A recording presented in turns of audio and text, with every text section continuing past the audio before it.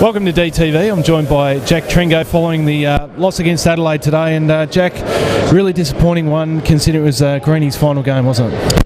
Yeah, obviously the fairy tale would have been to send Greeny off in style, but it's really disappointing that we couldn't do that today. And I'm just, I just feel bad for not being able to deliver today for him and what he's done for the club over the past 13 years and the champion that he is of this club. It's just, yeah, really disappointing to send him off in this fashion.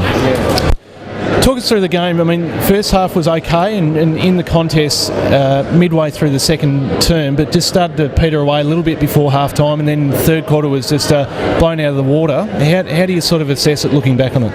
Yeah, I think the first quarter was really positive, even though we were probably about 10 points down at quarter time. We were right in the game and matching it with them, and felt really good. But yeah, as you said, in that third quarter, that's sort of what's been letting us down all year. There's a few inconsistencies. We just can't sustain the four-quarter effort at the moment, which is really disappointing, but it's something we just got to keep working on. And we know we've always sort of, this season we're a bit off the pace, and there was a real reality check from that one today when Crows are up and about and playing at their best. They are a top four side, and it showed in that third quarter, so we've got a lot of work to do, and we've known that the whole season. But yeah, as I said, it's a real reality check, and it's going to be another big pre-season because we've got a lot of improving to go. Yeah. Just looking at Brad, I mean, you and Jack carried him off. What was that like? It was a little bit of a sign of the former captain with the new.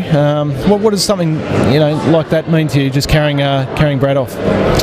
Yeah, obviously it's his big day, and you just want to send him off in the right fashion, as I mentioned earlier. And Greeny's had a great influence on my short career so far. When I first moved over, he took me under his wing, and I actually moved into his house for the first week or so, and lived just around the corner from him. So drove to training with him, and he taught me a lot. So he's been a great mentor for me, and we're going to miss him around the place, but we just want to make sure that he still is around the place because we've still got a lot to learn from him. It's a really sort of funny feeling in the rooms because, I mean, obviously it's a pretty bad loss, but because it's Greeny's final day, you have to acknowledge that. How do you sort of sum up a day like today?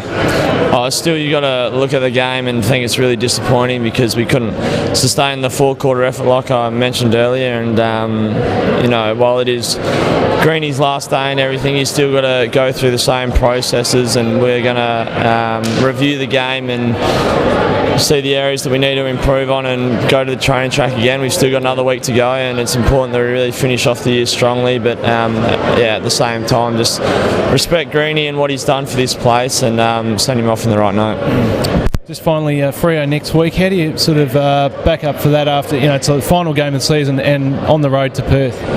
Yeah, we've really been pushing to run hard to the line. A lot of teams in our position fall into the trap of just, seeing the end of the line and the end of the season and just falling over. But we really want to. It's important for our club and where we're at as a list to finish off strongly. So I want to put on a really good effort against Freo. It's always tough going over to Subiaco and playing against them, but we're going to do our best to finish off strongly and take a few positives in the pre-season. All right, Jack, thanks for chatting, and best of luck for next week. Cheers, Beggar.